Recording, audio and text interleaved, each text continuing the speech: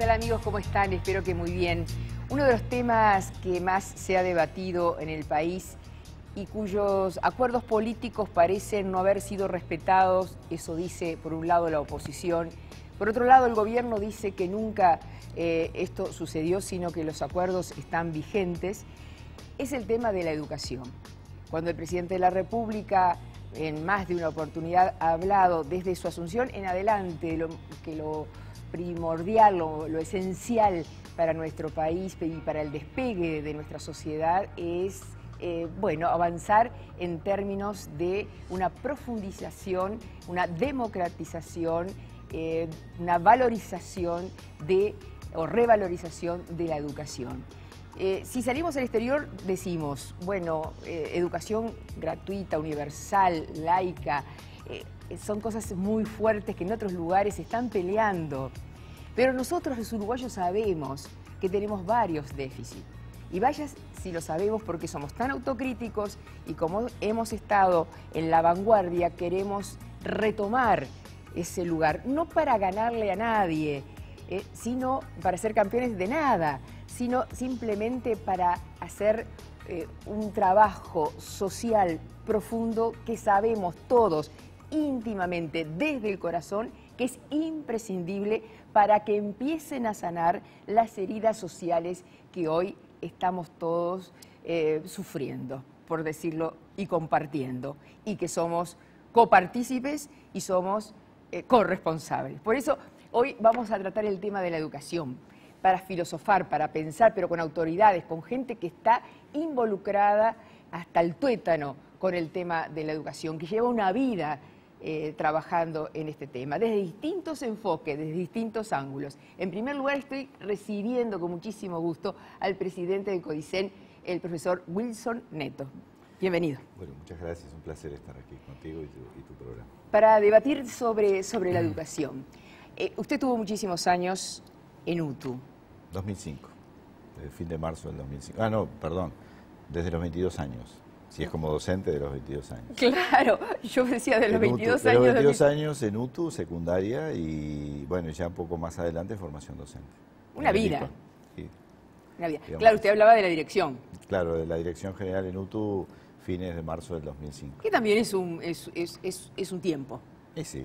Es un tiempo que le permitió al presidente de la República, por ejemplo, y a otras autoridades y a otros pensadores en el Uruguay sentir que era usted el que tenía que estar en este lugar, en este momento, donde aparentemente lo más importante es la coordinación, la flexibilidad. Y uno dice, ¿cómo? Si lo que falta es autoridad, si lo que falta es disciplina, si lo que falta es conducción, si lo que falta es dirección, ¿cómo me va a plantear todo lo contrario? ¿Por dónde pasa usted?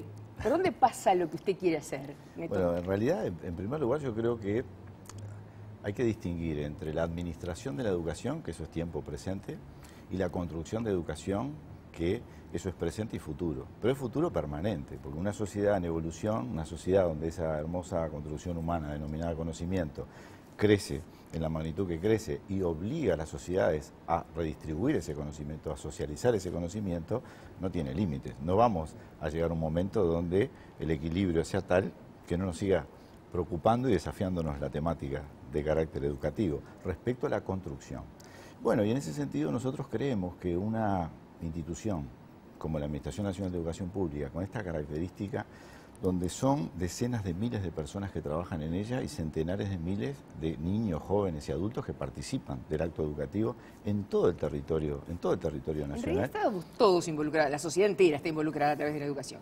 Totalmente, porque además creo que poner en valor la educación no solo responsabilidad de quienes trabajamos en la educación, es de la sociedad en su conjunto, pero también el hecho de reconocer hoy que la educación y esos ámbitos planificados, intencionales, que es el sistema educativo formal en particular, hace que del conocimiento se tenga que generar dos reflexiones muy importantes. En primer lugar, la construcción de ciudadanía. No se puede actuar en forma responsable con las problemáticas que tiene que abordar el ciudadano común en las sociedades modernas sin conocimiento. Y en segundo lugar, no es posible desarrollar, ¿sí?, desde el punto de vista social, desde el punto de vista productivo, un país con los niveles de desarrollo que tiene el conocimiento, los niveles de desarrollo que tiene la tecnología y las nuevas organizaciones que tiene el mundo del trabajo. Por tanto, el conocimiento, la educación es un derecho, pero en realidad hoy el conocimiento, el acceso al conocimiento a través de la educación y a través de la educación es un concepto más amplio, no solo de la educación formal, es una gran necesidad, ¿no? Una gran necesidad. Bueno, y en ese sentido queremos que un órgano vivo como es este, con amplia participación, con construcción de educación en todos los rincones del país, tiene que tener también una gestión que permita reconocer, poner en valor, sistematizar y comunicar todas esas experiencias que hoy, sí, gradualmente se entiende en cada uno de los territorios, son exitosas. Para eso se necesita también romper un esquema donde la centralidad no se observe con una organización con un carácter mecanicista. O sea, no es posible promover libertad, promover creatividad, promover innovación si una imagen de carácter centralista, más allá de establecer pautas de carácter general que se involucran con lineamientos estratégicos dentro de las políticas públicas, si el sistema, digamos, equivocadamente a mi entender, se visualiza como un lugar donde es racionalmente regulable y planificable su funcionamiento a nivel de cada uno de los territorios del país. Entonces, el gran desafío es la capacidad de coordinar y, por supuesto, la responsabilidad, porque así está dado a nivel constitucional y normativo, de administrar, ¿no? Pero no confundiendo, administrar con construir. Por último, ahora vamos a una pausa. ¿El modelo centralista ha dado resultado? Bueno, personalmente creo que no. Porque acá el problema está en que la nueva ley de educación favorece grandes espacios de descentralización. El problema es que va acompañado los instrumentos que se construyen a partir de lo que permite la norma con la cultura, ¿sí? Sacudiéndose la cultura de una institución que durante décadas, ¿sí?, operó con un carácter central, donde solo la innovación, la creación y el aporte estaba desde ese ámbito, ¿no? Muchas veces no teniendo la capacidad de análisis y de escucha de todas las construcciones que se están desarrollando a lo largo y ancho del país en las personas que piensan y hacen educación todos los días, que son las comunidades y fundamentalmente los perfiles maestros, docentes, técnicos que desarrollan esa actividad cotidiana, ¿no? Que están desvalorizados hoy en día en nuestra sociedad. Pero inmediatamente después de esta pausa vamos a ir, si a usted le parece, alguna experiencia que usted rescata como modelo a seguir, ¿no?, de lo que ya esté pasando y sea real en nuestro país hoy, y además el rol que deben tener los educadores y el rol, obviamente, que tienen que tener aquellos que dirigen las instituciones. Libertad extrema, esto que se estuvo discutiendo, los directores tienen que tener, digamos, la capacidad de decidir. De todo eso hablamos. ¿Cómo no? Gracias.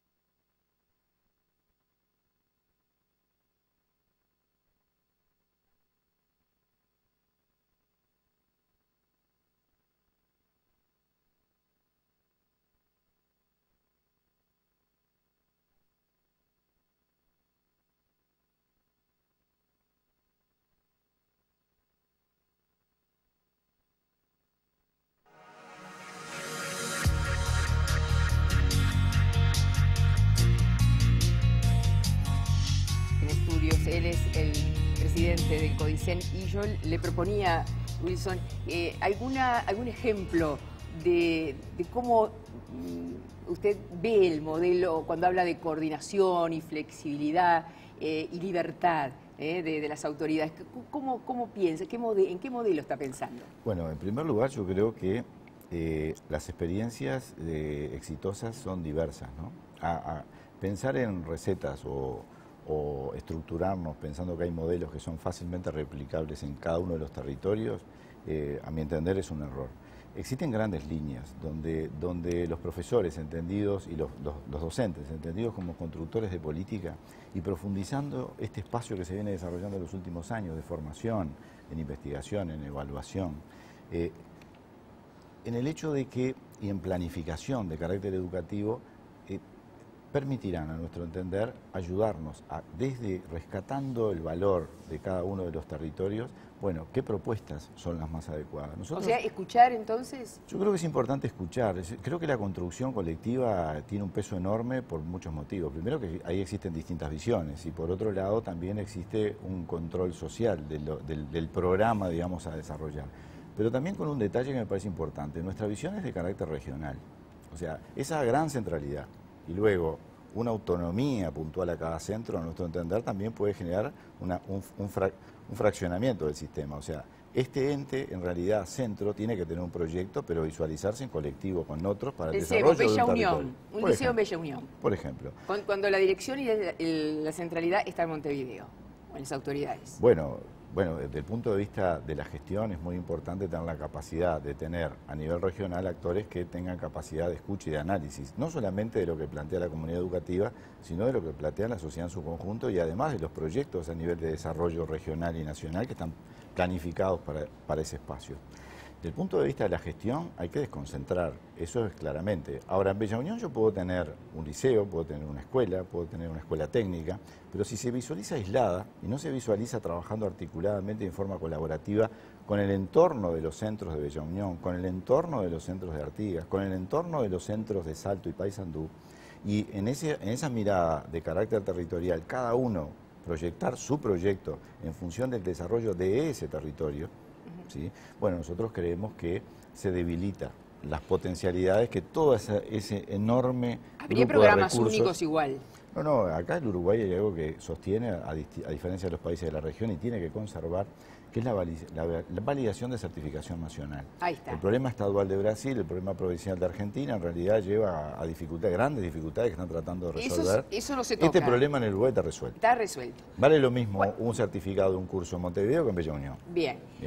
El cambio es en la participación, a ver si le estoy entendiendo, de la sociedad a través de ese centro educativo que a su vez va a discutir los intereses y por dónde proyecta o conduce o reconduce ese programa que ya está resuelto y que normatiza a todo el Uruguay. Claro, en primer lugar, el Uruguay hoy dispone de diversidad de propuestas para un mismo nivel educativo. Entonces, nosotros hemos avanzado y estamos convencidos que la mejor de las propuestas es la diversidad de propuestas. El problema es que esa diversidad de propuestas existente en el país esté presente en todos los territorios.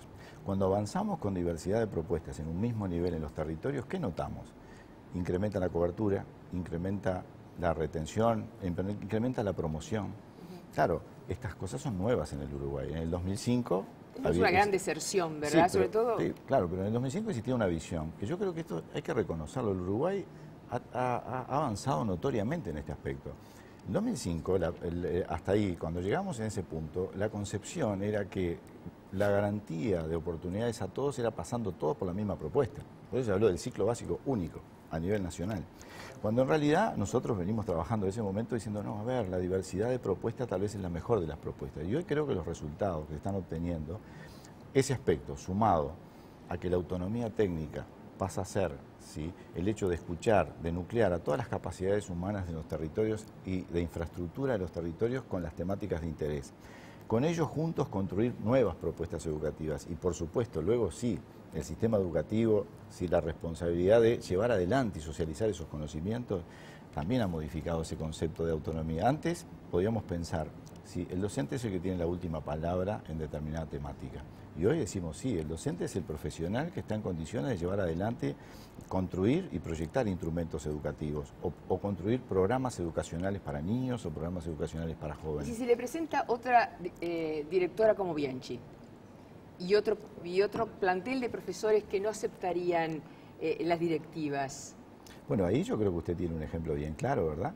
Si la centralidad, si el proyecto de centro pasa por levantar la cuerdita sobre los estudiantes, pero después no hay ninguna modificación desde el punto de vista pedagógico, desde el punto de vista de formación, desde el punto de vista de actualización de todo lo que ha avanzado en estos años. ¿Pero qué debería hacerse ahí, por ejemplo? ¿Qué instrumentos? Y yo creo que hay que trabajar en ese conjunto de centros educativos de esa región de Montevideo, ¿sí? Tener la posibilidad de nuclearse, debatir entre ellos y encontrar un proyecto de desarrollo para los jóvenes en ese territorio. ¿Quién lidera? ¿El CODICET lidera? ¿Quién lidera ese? Yo pienso que las coordinaciones están dadas, digo, hay autoridades para estimular y promover, no solamente para supervisar, porque creo que también es un tema importante, ¿no? Hoy la horizontalidad es clave, la administración, las responsabilidades en la administración están bien definidas, pero la construcción es horizontal. Por tanto, digo, hay referentes técnicos tanto de primaria como de secundaria, como de UTU, como de formación docente, como para poder nuclearse en territorio, analizar las propuestas existentes, analizar sus dificultades y proyectar soluciones. O sea que usted vino a dar permiso. Bueno, diríamos... Yo como los padres, pueden salir a jugar. Bueno, en realidad no es... No sé si... Claro, es más complejo, ¿no? Porque en realidad el CODICEN es un órgano colectivo que... Está claro, usted... Las resoluciones en sí emanan de ese colectivo. Y el consenso, claro. No, pero claro, estoy hablando con usted. No, perfecto. Sí, yo creo que sí en este sentido. A ver, en este sentido, yo tengo confianza plena en el colectivo docente, en absoluto. No digo que el 100% de los docentes cumplan cabalmente, cotidianamente, su misión y su función, ¿sí? Pero estamos en una sociedad donde encontrar eso 100% en cualquier actividad, ¿sí? A veces se complejiza. Ahora, creo que hay que distinguir, no podemos generalizar. Si hay dificultades, bueno, hoy tenemos los centros, en cada centro, los consejos de participación, que tienen la potestad de convocar al consejo respectivo, inclusive a convocarme a mí si entienden que hay alguna dificultad respecto a cómo se desarrolla educación en ese lugar, a cómo se distribuyen los recursos, a si está atendido o no está atendido en función de las proyecciones o las necesidades que creen ellos sostener. Bueno, por favor, hagamos uso de esos instrumentos. Las personas que buscamos y que buscamos el bien común, el desarrollo de los niños, el desarrollo de los jóvenes, estamos dispuestos a usar todos los instrumentos con tal de que eso se concrete. Ahora, hay que hacer uso de ellos. Está la administración con su estructura, que cada vez más tiene que promover espacios de libertad. No se puede generar una educación que promueva la libertad desde la desconfianza y desde el autoritarismo. Tampoco hay que confundir, ¿sí?, autoridad con autoritarismo, me queda absolutamente claro, pero la posibilidad de expresión, de pensar, de propuesta, de reconocer esa propuesta horizontal, vamos a decirlo así, desde el llano, y darle el mismo valor que la propuesta que puede tener o la idea que puede tener el presidente del CODICEN, es un elemento de construcción de libertad, es un elemento de construcción de participación. Entonces, en ese sentido, nosotros creemos que la coordinación, una fuerte coordinación, pero y la puesta en valor de lo que se desarrolla día a día en los territorios, nos va a permitir cada vez más identificar dificultades. Tú al principio, sí, enunciabas, tenemos dificultades. Sí, tenemos que asumir, tenemos dificultades. ¿Van a estar las dificultades resueltas el 4 de marzo del 2013 cuando comiencen los cursos? No, seguramente no, porque los desafíos que tenemos por delante tienen que ser superiores a las discusiones que hemos tenido en estos últimos tiempos. Tenemos que mejorar la retención, tenemos que mejorar la promoción, pero tenemos que lograr algo más importante aún, que es construir una cultura de demanda de conocimiento. Si tenemos todo eso, edificios, infraestructura, pero no tenemos una sociedad que nos demande conocimiento, que la gente va a estudiar porque siente que ese es un camino que lo fortalece, lo enriquece y lo libera, bueno, la tarea siempre nos va a quedar un poquito corta. Y además, como eso significa cada vez más gente hacia el sistema de educación y cada vez más gente demandando más educación, bueno, digamos... ¿Estamos hablando de cuántos miles? Y estamos hablando de encima de los 700.000. 700.000.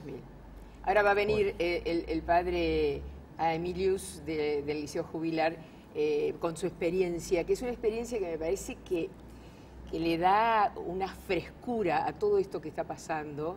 Usted me va a decir, bueno, pero son 500 o tal vez menos de 500. Y yo tengo, ¿cuánto me dijo? Son 200, educación media, sí. 288 liceos, más 3 nuevos el año próximo, cerca de una veintena de acuerdos en los que se llaman las aulas comunitarias. No, 700 son en la globalidad. En la globalidad, 123 700. Centros de UTU, más 204 locales comunitarios, que hoy, más séptimo, octavo y noveno, desarrollan lo que es la educación media. Si nos centralizamos en la educación media, atendiendo, sí, por encima de 350.000 adolescentes y jóvenes, ¿no? ¿Se complica? No, se complica. No, el problema es que ahí donde está digamos, también la iniciativa y la proactividad de cada territorio. Bien. A ver, Las experiencias son buenas, hay muchas, hay muchísimas buenas. Yo le puedo invitar a ir a recorrer la escuela técnica de Paso de la Arena y ver cuáles son sus resultados. O ir a la escuela del Cerro, en un lugar complejo, y ver cuáles son sus resultados. O podemos ir a Baltasar Brum, ¿sí?, allá al norte del país, y ver qué es lo que está pasando en esos ámbitos. De esos lugares hay decenas y decenas. Ahora, claro, ¿eso minimiza una experiencia como la que usted hace referencia? En absoluto, al contrario. Y le solicito le envíe mis saludos, ¿sí?, a Emilius, ¿sí?, y además también mi agradecimiento como ciudadano de participar y comprometerse en una cruzada de estas características. Ha sido un gusto contar con usted, Neto. Un placer. Gracias. Vamos a seguir discutiendo sobre educación siempre. Sin lugar a dudas. No va a haber fin. Ya venimos, amigos.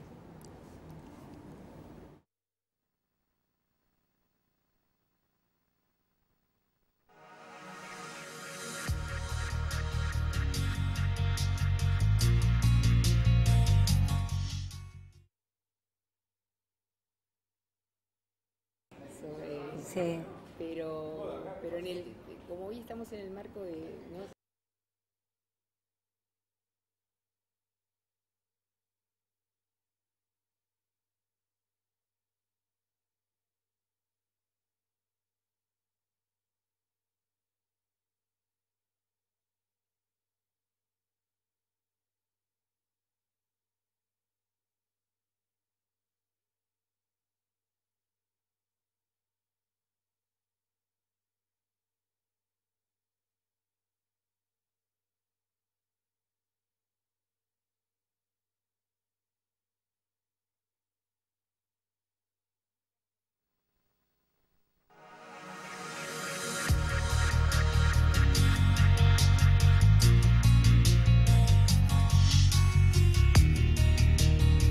De Codicen hablaba recién de los profesores, de los maestros, del compromiso.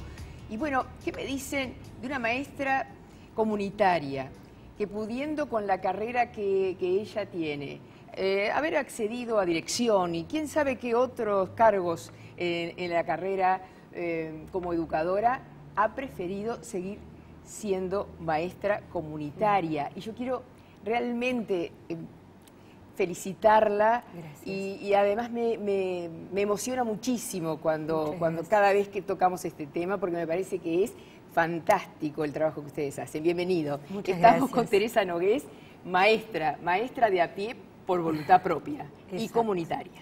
Por voluntad propia y por decisión propia. ¿Qué es ser maestra comunitaria? Bueno, ante todo es seguir siendo maestra, ¿no? Es maestra desde otro lugar. Es una experiencia que yo creo que es un antes y un después del maestro comunitario. En mi caso, que llevo casi 30 años en la misma escuela, también por opción. ¿En qué barrio? En el barrio Casabó, la escuela 143. Realmente cuando surge en el año 2005 el programa de maestro comunitario, dije, esto es para mí. Realmente era hacer sistematizado e institucionalizado lo que uno siempre quiso hacer. Entonces era dedicarle desde otro lugar y desde un lugar importantísimo la dedicación a los niños. Es como abrir las puertas de la escuela. Una escuela que durante mucho tiempo creo que la abrió cuando tenía necesidad de algo. Y acá está abierta desde un plano de horizontalidad. Yo tengo la suerte de ser maestra de clase en el turno de la mañana y maestra comunitaria en el turno de la tarde. En el turno de la mañana tengo 5º año y en el turno de la tarde trabajo con niños de 1º a 6º. ¿En sus? En distintas modalidades, porque el maestro comunitario... No necesariamente va al hogar del niño. Sí va al hogar, sí, además de otras actividades.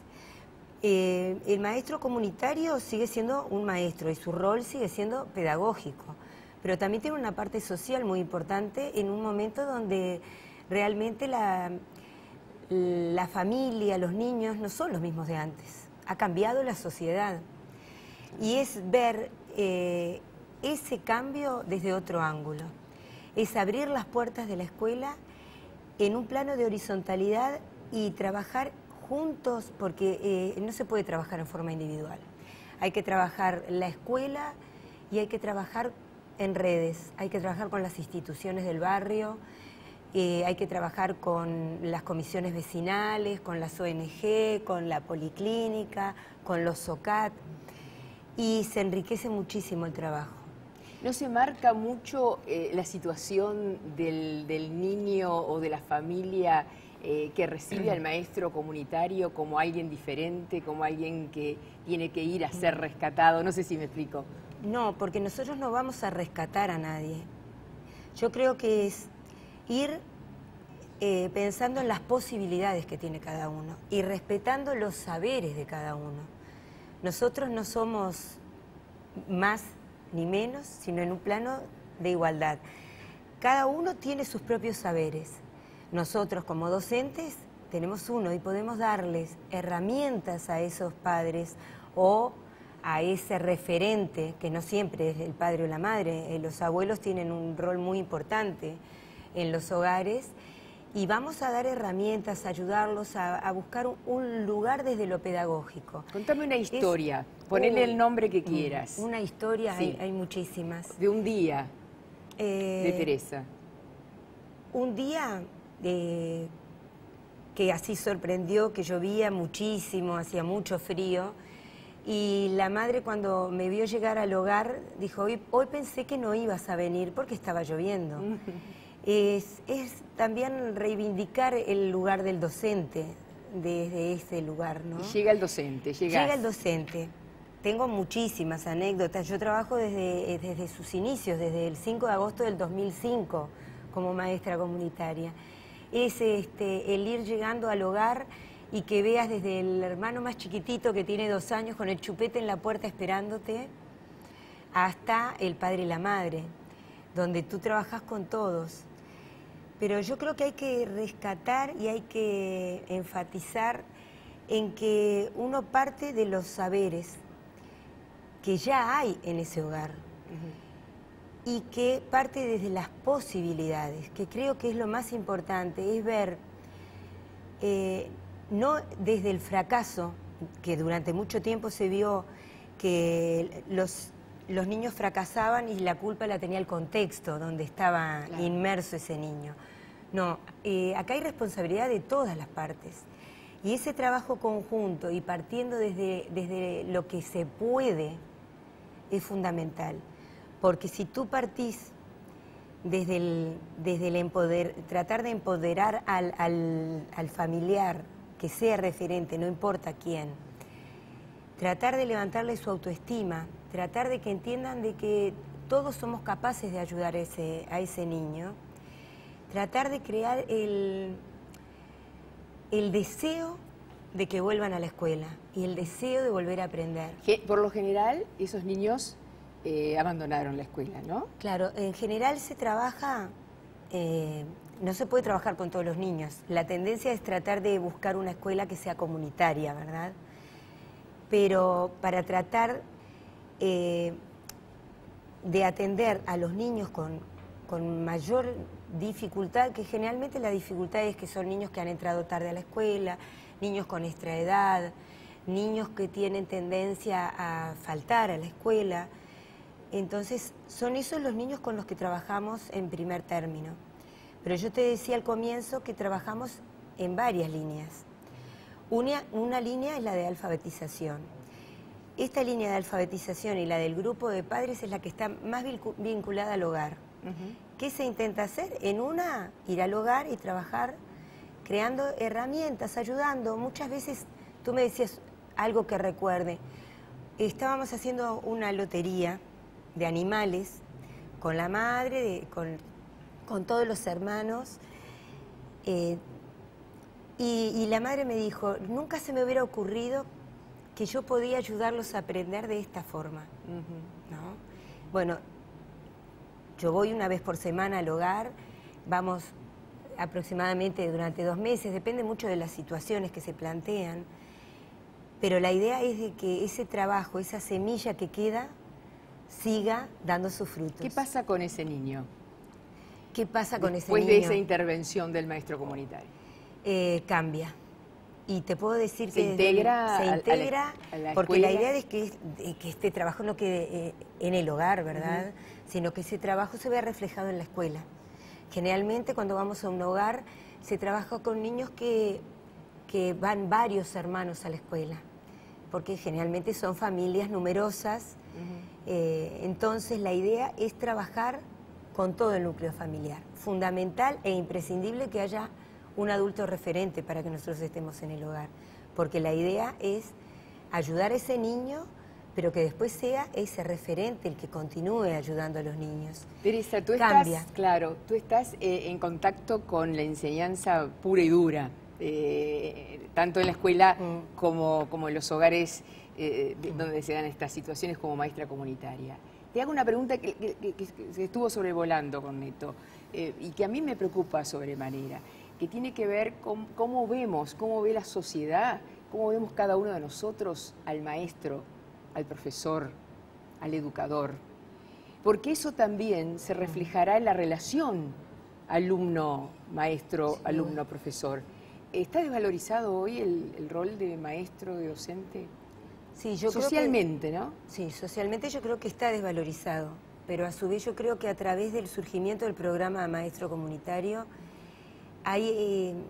se ha reivindicado la figura del maestro, porque la función nuestra no es solamente la de ir y de trabajar, sino también de alguna manera de que el padre o el referente entienda también que no es la misma situación del maestro comunitario que está trabajando en su hogar con sus, por ejemplo, 4 o 5 hijos, que la función que cumple un maestro atendiendo 30 niños en la clase. Es mucho más individualizada, el relacionamiento que se da entre el familiar, el niño y el docente es distinto, pero nosotros también somos un nexo, somos un vínculo entre el maestro de aula, entre la escuela y el hogar, porque ese es uno de los objetivos del programa comunitario. ¿Debiera haber más maestros comunitarios? Yo creo que las escuelas deberían ser comunitarias. Eso llegamos al planteo, al centro, ¿no? Eso, bueno, pero es algo, tu opinión y me parece muy valioso y muy valiente. Digo, yo creo que es que hay transformarlas. Sí, y que hay una transformación porque uno ve, en mi caso, llevando casi 30 años en la escuela, conozco el barrio, ya lo conocía cuando empecé, fue una opción que hice por conocer y por haber apostado a trabajar en Casabó. Pero el hecho de estar todo el tiempo en el barrio, trabajando, yendo yo trabajo en una comisión vecinal, no trabajo en el turno de la tarde dentro de la escuela, porque por suerte no había un lugar físico en la escuela para hacerlo. Y digo por suerte porque eso abre a la escuela, a la comunidad, cambia la visión, por eso te decía, está mal visto socialmente, hemos perdido mucho, pero yo creo que en los barrios donde existen los maestros comunitarios se ha reivindicado la figura del maestro. Hay otro trato, otro acercamiento, el trabajar con la comunidad, el trabajar intergeneracionalmente con otras comisiones. Yo, por ejemplo, trabajo con una comisión de la tercera edad y mis alumnos plantan árboles con personas de 80 años, hemos hecho trabajos con UTE, hemos hecho ollas brujas, hornos solares y han trabajado los niños de 8 años con personas de 80. Teresa, ha sido un gusto estar contigo. Muchísimas gracias por mi la admiración invitación. hacia la labor que ustedes hacen. Muchísimas gracias. Nos despedimos con los productos Campo Claros, que también surgieron así, surgieron de las manos de mujeres que se enamoraron de la tierra, de los productos orgánicos y que, bueno, hoy son una realidad y podemos llevar a nuestra mesa. ¿Cuántos niños hoy serán mañana productores orgánicos? Ojalá que muchos. Ojalá que muchos. Ojalá que muchos.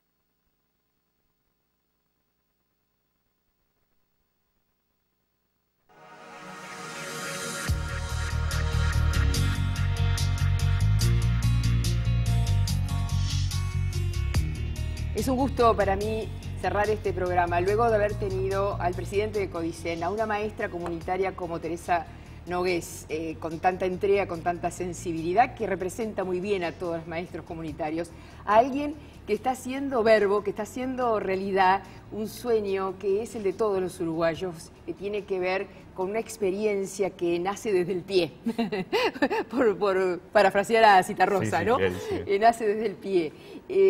Estamos con el padre, filósofo, ¿puedo decir también? Sí, también. ¿Y qué más puedo decir? Gonzalo. A Emilius. Bien, bienvenido. Muchas gracias. Director de Jubilar, deberíamos decir. ¿Cómo nace Jubilar? Primero, muchas gracias por la invitación y por estar hoy acá compartiendo esta mesa que realmente para nosotros siempre es un orgullo poder compartir nuestra experiencia y seguir aportando un poco de lo que hemos aprendido durante estos 10 años que son de sueños del Jubilar. El Jubilar nace de la propia iniciativa de la gente, ¿no? ¿Estamos en qué barrio? Estamos en la zona de Cuenca Casaballe, específicamente barrio municipal. Cuenca Casaballe, Marconi, Borro, Palomares, Plácido Yauri, Municipal y Gruta Los del barrios Lourdes. Rojos, por decirlo de alguna manera, desde la crónica roja, no porque yo me haga cargo de eso, sí. No, entonces, en esta zona, en este contexto, es que muchas familias veían que sus hijos terminaban primaria, porque hay 13, 14 escuelas de tiempo completo, donde los chicos terminan primaria y eso está muy bien, ¿no? Espectacular. Eso está y con 12 años quedan totalmente por fuera del sistema. ¿Por qué? Porque no tienen un lugar hacia donde concurrir. El liceo más cerca estaba bastante lejos y hay una distancia que no es solamente de kilómetros, hay una distancia que es de barrio, hay una distancia que es cultural, hay una distancia que lo geográfico termina hablando de las otras distancias que muchas veces tenemos. Yo diría que hasta de clase social. No sé si usted lo quiere emplear, pero me parece que también tiene... Vamos generando entre nosotros lugares de pertenencia. ¿A dónde pertenezco yo? Y a donde yo pertenezco no tengo un lugar que me reciba. Porque hemos llegado, y la educación es reflejo de eso, como una guetización de una sociedad que se ufanaba la uruguaya, y todavía tiene muchos valores como para hacerlo, de transversalidad, de horizontalidad. El sueño de Varela. El sueño de Varela, ¿no? De que mi hijo de doctor esté sentado con el hijo del peón, del empleado, o sea, pero lamentablemente hemos perdido un poco esa transversalidad de la educación y se ha vuelto... Eso tuvo un momento seguramente crítico que tiene que ver con lo económico, que tiene que ver con un país que se desbarrancó. Sí, y en esta zona yo siempre digo, ¿no? Nosotros nos acordamos de la falta de educación ahora, pero es una zona que hace muchos años que viene. Raquel, en la zona del Liceo Jubilar solo el 5% de la población logró terminar educación secundaria. Estamos hablando que hay un 95% de la zona que vive ahí que no terminó la educación media básica. O sea, es un número bastante elevado.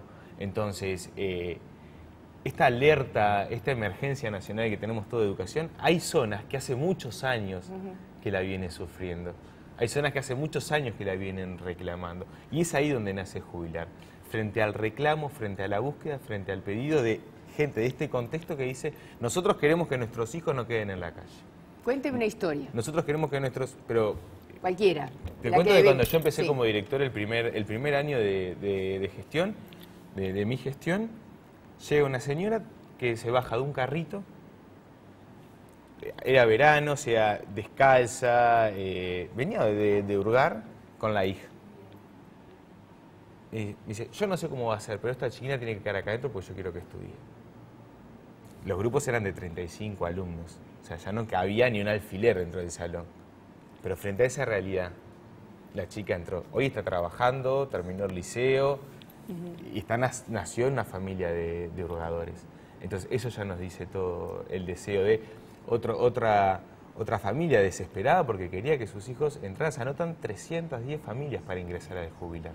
O sea, esto hablamos que en estas zonas que consideramos rojas y que escuchamos rojas, hay mucho deseo, mucha gana de que realmente se den oportunidades para que no sigamos escribiendo esa historia, crónicas rojas. Vamos a empezar a escribir otras crónicas, pero las crónicas dependen siempre y cuando uno tenga posibilidades. Y de narrarlas.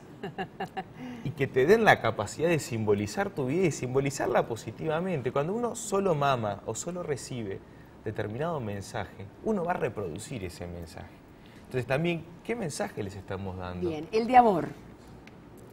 Un amor que se hace compromiso, un amor que se Ahí hace está. palabra. Estamos hablando de que el amor es la base por la que todos los seres humanos nos movemos. Y ese amor implica, para mí, la palabra amor significa igual compromiso. Yo me hago cargo tuyo. ¿Sabe para mí lo que significa? A, partícula privativa, no, muerte, no a la muerte. Y bueno, compromiso, genial. no a la Genial. muerte. Y un compromiso concreto, o sea, es cierto que nuestros alumnos llegan con un nivel descendido, es cierto que nuestros alumnos vienen con determinado contexto, es cierto, bueno, vamos a seguir mirando para atrás y decir, ah, no, porque lo que pasa que la maestra, lo que pasa que la familia, lo que pasa que es como yo le llamo el síndrome Poncio Pilato, nos vamos lavando todas las manos y bueno, no. ¿Lo religioso tiene que ver acá? ¿Cómo pega? Yo ¿Cómo creo que entra? lo religioso cuando nace jubilar es característico y es fundamental. ¿Por qué? Porque cuando en todo este contexto mucha gente decía no vale la pena generar un liceo ahí porque va a ser imposible sustentarlo primero porque es un liceo privado, de gestión privada pero de acceso público. O sea, primera vez en la historia que se narra algo diferente, un liceo de gestión privado pero gratuito, público. Segundo, la zona roja, no hay chance de hacer algo ahí. Entonces, pero fue la fe la que dijo, no, vale la pena apostar, vale la pena Confiar. confiar en la vida, pero en esa fuerza que es la resurrección, por la que estamos hoy acá, de creer que siempre la vida puede más que la muerte, pero es una vida que puede más que la muerte, pero con sacrificio. Ah, ¿Por qué? Porque nada... con los pies en el barro. Porque nada de lo que hay en jubilar, uno escucha hablar mucho de jubilar, pero hay muchas horas, Raquel, de mucha gente que está atrás de cada chico, de cada proyecto, de cada programa, de cada familia, y son horas dejadas, o sea, no se nos regala, no sale por arte de magia ni... Hay mucha vida entregada y creo que eso es lo que le hace el plus de diferencia al jubilar de otras situaciones. Estamos hablando de los profesores y los maestros, están mal valorados hoy. Yo tengo entendido que en jubilar han trabajado maestros y profesores ganando muchísimo menos. ¿O estoy equivocada? Ganan mucho menos. Pero yo creo que ahí está el secreto de la situación. Yo no sé qué fue primero, si el huevo o la gallina. No lo sé. Pero sé que también hoy en día tenemos que aprender a cuidar más a nuestros docentes. Los exponemos mucho y cuidar al que cuida. ¿Qué espacio le damos al docente también de recomponerse, de fabricarse, de pensarse, de cuidarse? Porque la docencia desgasta. Es un trabajo muy desgastante, es un trabajo que exige estar con todas las luces, todo despierto. Entonces, ¿cuál es la raíz espiritual o desde dónde nos nutrimos los docentes para volver al aula? Con el reconocimiento. Y eso pero no es para el ego solo. No es para... ¿Cuál es el reconocimiento más lindo que una persona puede tener? El ver que por lo que vos diste la vida, el trabajo valió la pena. Pero para eso tenemos que estar continuamente apoyándonos, sustentándonos, y ese es el plus que tienen a veces los docentes nuestros del jubilar. Y muchos nos lo dicen, y no tengo vergüenza de decirlo, porque hay una persona ahí, Dolores, que es la subdirectora académica, que se preocupa y se dedica a eso, ¿no? A cuidar a los que cuidan. Y ella está atrás de cada docente como ella es muy madre. Entonces, bueno, ¿cómo estás? ¿Cómo te acompaño? ¿Qué problema tuviste con...? Nosotros tenemos una meta, la excelencia de los alumnos. Bueno, pero ¿cómo acompaño al docente en esa búsqueda de la excelencia que es la excelencia del alumno, pero es mi excelencia como docente? Ahí está. Porque, Jubilar, Raquel, ¿es solo una muestra, padre, en el sentido... va a llegar a un punto de crecimiento donde usted va a dejar de conocer a los chicos, no va a saber el nombre? Ya llegamos al punto donde no podemos crecer más. Ahí está. ¿Es reproducible? Ahí viene la segunda parte. ¿Es reproducible? Recién lo vi conversar con Wilson Neto. Seguramente intercambiaron... Es reproducible si los uruguayos empezamos a ser más humildes. A ver, ¿cómo es eso? Yo creo que es reproducible en la medida que los uruguayos empecemos a aceptar que hay cosas que no estamos haciendo bien y que no hay drama. reconocer que hay cosas que no estamos haciendo bien y bienvenido a la hora que digamos, hay cosas que no estoy haciendo bien. La falta de humildad a veces es lo que nos imposibilita seguir caminando. ¿Y de dónde sale dónde crece, dónde se genera la falta de humildad? No, eso lo dejamos para otra charla. Para cuando venga el filósofo solo. Para otra charla, pero esa falta de humildad como sociedad nos imposibilita mirar hacia adelante. Es un síndrome, Es un síndrome, es totalmente de acuerdo. Entonces, yo creo que no podemos seguir pensando edificios o centros educativos monumentales. Tenemos que empezar a pensar comunidades, no estoy hablando de centros educativos, estoy empezando a pensar comunidades donde la familia se sienta la principal protagonista del centro educativo, porque ya no puede educar solo al alumno. El que es sujeto de educabilidad es el alumno, pero es su contexto, y es al cual yo me tengo que referir, porque si yo solo pienso en mi alumno, yo le estoy exigiendo a mi alumno un comportamiento, una actitud que desde el seno materno no ha tenido. Entonces, ¿cómo hago para acompañar a esa familia también en la evolución y en la psicodinámica que exige un proceso educativo, que involucra directamente al adulto responsable? Entonces, el jubilar yo creo que es altamente replicable, siempre y cuando aprendamos de una vez por todas que no podemos seguir respondiendo con el mismo esquema. Damaso, Bauzá, Miranda, colegios, centros educativos monumentales, pero donde la despersonalización es brutal y responden a otro modelo de sociedad. La sociedad actual exige volver a la confianza. Toda la inseguridad que estamos viviendo como país se genera de una falta de confianza que la hemos perdido. Nos miramos y le tenemos miedo a nuestra sombra. Los centros educativos no solo tienen que enseñar lo propiamente académico, tenemos que volver a ese sueño de Varela, formar personas. Y lo dice un cura. Un cura está diciendo que tenemos que volver al sueño de Varela, formar personas, formar valores, porque la sociedad nos está exigiendo hoy que el centro educativo no solo imparta buenos conocimientos de física, química y matemática, exige generar actitud de valor. ¿Cuál es el sueño suyo personal referido a esto, ¿no? Referido a la educación, yo creo que uno de mis sueños y de las grandes cosas que yo creo que a las que tenemos que tender es abrir también a la gestión privada con fondos públicos para empezar a paliar la emergencia. Paliativo, yo no digo universalicemos el subsidio público a las instituciones privadas, no, pero en zonas de contexto, abramosle la puerta, invitemos, como los CAIF. Los CAIF son gestionados por privados con fondos estatales para atender a la primera infancia, a la primera adolescencia. ¿Por qué no le podemos dar también lo mismo si no damos abasto? Permitamos, el monopolio no puede seguir matando a nuestros chicos, porque nuestros chicos siguen esperando que alguien le dé una respuesta. Entonces, en función de esos chicos, de zonas de contexto crítico, bueno, ¿por qué no invitamos a otros actores fiscalizados por el Estado, controlados por el Estado? Bienvenidos, yo no, al revés, pero dejémosle posibilidades también a otros a que lleven adelante proyectos, programas que le den respuesta a nuestros chicos. Pero como sociedad no podemos seguir cayéndole a los adolescentes. Eso es algo que nos va a carcomer durante toda la vida si no tomamos una medida ya. Estamos haciendo responsable al adolescente de cosas que somos los adultos. Y si los adultos no somos capaces de ponernos de acuerdo entre nosotros, ¿los queremos invitar a esta sociedad? ¿Bajar la edad de imputabilidad? No estoy de acuerdo. Con esto quería terminar. Ha sido un gusto, muchas gracias. padre. Seguramente nos vamos a encontrar muchas veces. A las órdenes y feliz de compartir la experiencia de... Yo siempre digo algo, ¿no? Escuchamos todos los disturbios de Marconi. Qué lindo que podamos escuchar todos los disturbios positivos de estos 400 alumnos del Liceo Jubilar que dicen no todo está perdido, acá estamos ofreciendo nuestro corazón. Gracias. Qué lindo. Nos vemos el próximo domingo, nos despedimos con Vinos Finos H. Stagnari para celebrar de verdad que esto se dé, la verdad, que esto se dé. Hasta el domingo.